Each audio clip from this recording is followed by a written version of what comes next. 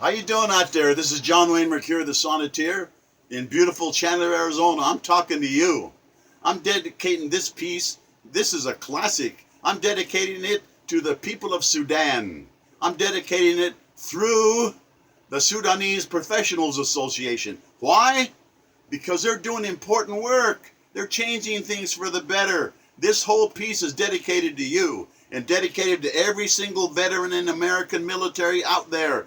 The Navy, those people in the Navy, the pilots, the aircraft carriers, the Air Force, you guys, your tremendous F-16s, Raptors, and everything you have, which is intimidating. Hey, and the Air Force is just fabulous, and the Marine Corps, the Devil Dogs, those guys are so brave, always faithful, semper fidelis. And who am I leaving out? The Army? How can you leave out the Army Rangers? One of my good friends he was a Ranger in Vietnam for 44 months, and this is dedicated to him. I'm talking to you veterans out there, all of you that were. I need you as Minutemen, to step up to the plate. We're in trouble now. Listen to this. This man wrote this, and this is dedicated to you and the people of Sudan. You veterans out there, stand up, listen. Pretty please, I'm begging you. This guy's a great writer. His name is H.L. Mencken. Henry Louis Mencken. I like him a lot. He's a good writer. This article of his, it's a poem. It's a saga. It's an ode. There's not a wasted word here. It's called the Constitution. Listen carefully. Think about it. This goes to the world. This is dedicated to all the world. The Constitution. All government, in its essence, is organized exploitation. And virtually all of its existence, in its forms, it is the implacable enemy of every industrious and well-disposed man. In theory, it invades his liberty and collars his money only in order to protect him. But in actuality, it always makes a stiff profit on the exchange. That profit represents the income of the professional politicians. That's where they get to be millionaires, 9/10 of whom are simply professional rogues. They employ a great many technicians to carry on the ostensible functions of government. And some of those technicians are honorable and competent men. But the politicians themselves are seldom either. Their only object in life is to do as little honest work as they can for the most profit, whether in money, in power, or in mere glory. The typical politician is not only a rascal, but also a jackass, as he so greatly values the childish, puerile notoriety and adulation that sensible men try to avoid. They want that self-esteem sky high. The prevailing view seems to be that the lower orders of the governmental Camorra, and a Camorra is a lawless society in the government, are the most parasitical and antisocial, those politicians. But this is not really the case. The minor job holders that everyone disdains, they're actually much better fellows than the political bigwigs that most people find it so hard not to venerate. Consider, for example, the post office. Its rank and file is made up of poor men and poor women who work hard for every nickel they get and are so closely watched that the slightest aberration means disaster to them. In return for the relative security of their jobs, they have to show a constant competence and to submit more often than not to brutal overloading. But as one goes up the line, one finds less and less diligence and less capacity for the work in hand.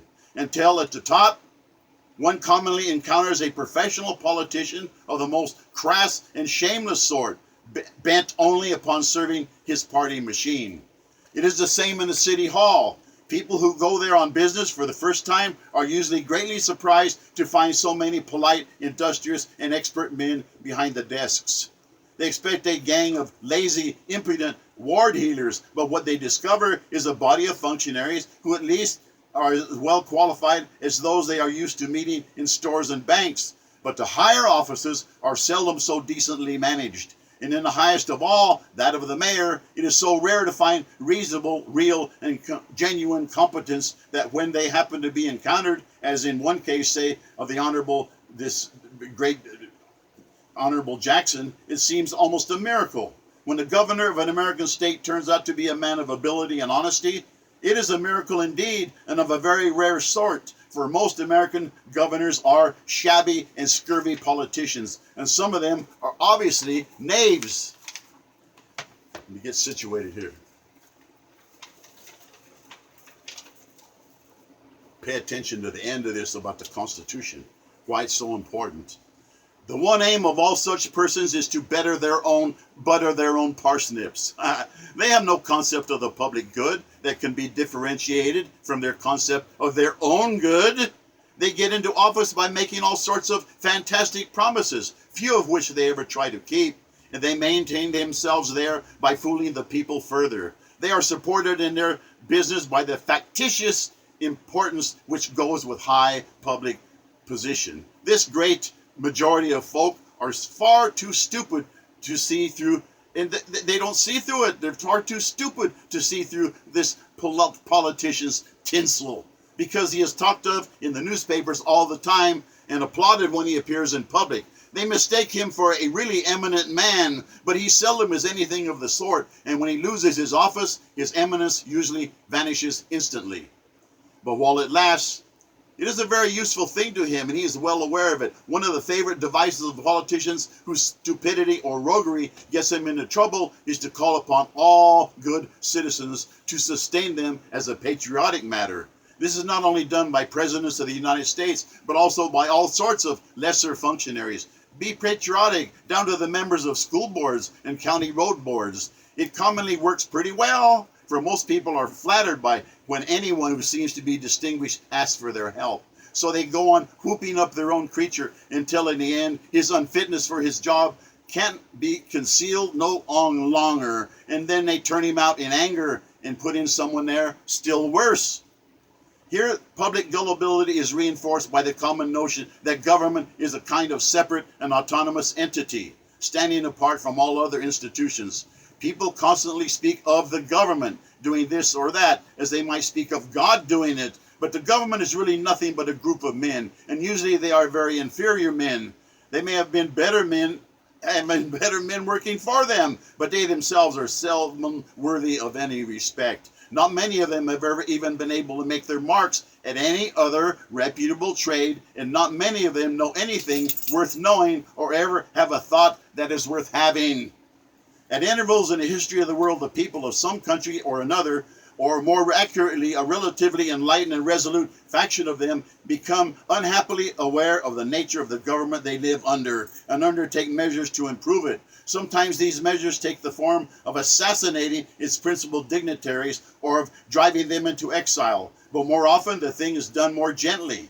There was a good example known to every schoolboy in England in the year 1215, when the barons of the realm, tiring of the tyrannous exactions of King John, corralled him at Runnymede and forced him to grant them a long series of liberties, some of which remain the common liberties of every Englishman to this day. John kept his throne, but only at the cost of surrendering most of his old prerogatives. In such times, not unnaturally, the concessions wrung from the tyrant brought to bay by clearly a writing of that sort. It's always reduced to writing. There's a record, the law. If only that the parties of both parts may remember them clearly. Write it down. A writing of that sort is variously known as a charter, a constitution, or a bill of rights. In a few countries, notably England, some of the principal articles in the existing constitution are not written down at all, the common law, but are only generally understood. But whether they are written down or not, they have a kind of force that is greatly superior to that of all ordinary laws, and changing their terms is looked on as a very grave matter to be undertaken. Let me get situated here. See who play.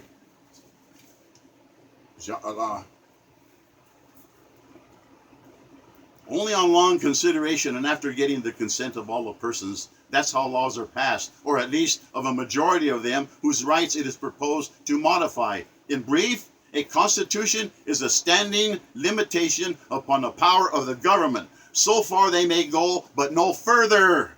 No matter what the excuse or provocation, you may not invade certain rights or pass certain kinds of laws. The lives and property of the people are at your disposition, but only up to a plainly indicated point. If you go beyond it, you become a public criminal and may be proceeded against, at least in theory, like any other criminal. The government thus ceases to be sovereign and becomes a creature of sharply defined and delimited powers. There are the things that it may not do. The government is limited. That's why the Constitution is the law. You need to listen to this. This device is probably the greatest invention that man has ever made since the dawn of civilization. It lies at the bottom of most of his progress. It was responsible for the rise of free government in the Greek city-states, and it has been responsible for the growth of nearly all the great nations of modern times. Wherever it has passed out of use, there has been decay and retrogression. Every right that anyone has today is based on the doctrine that government is a creature of limited powers, and that the men constituting it become criminals if they venture or exceed those powers. Naturally enough, this makes life uncomfortable for politicians, and especially for the more impudent and unconscionable variety of them. Once they get into office, they like to exercise their power for power, and its ketchup glory, or the victuals they feed and fatten upon. Thus it always annoys them when they collide with a constitutional prohibition. It not only interferes with their practice of their nefarious, evil, wicked trade, to wit, the trade of hoodwinking and exploiting the people, it is also a gross affront to their high mightiness. Am I not Diego Valdez, Lord Admiral of Spain? How dare you question me? Why then should I be bound by rules and regulations? Politicians. The law applies to them too. Why should I be said no when I am bursting with altruism? Don't I mean well? Do I mean well? Vote for me and have in mind only the safety and felicity, the happiness of all you poor fish, my vassals, my retainers. They like to keep people down. Then they can say, hey, we're going to get programs, raise taxes. But when politicians talk thus or act thus without talking, they talk without talking, it is precisely the time to watch them most carefully. Their usual plan is to invade the Constitution stealthily and then wait to see what happens. If nothing happens, they go on more boldly. If there is a protest, they reply haughtily that the Constitution is worn out and absurd and an outdated concept, and that progress is impossible under the dead hand of that old document. This is the time to watch them especially. They are up to no good to anyone to save themselves. They are trying to whittle away the common rights of the rest of all of us.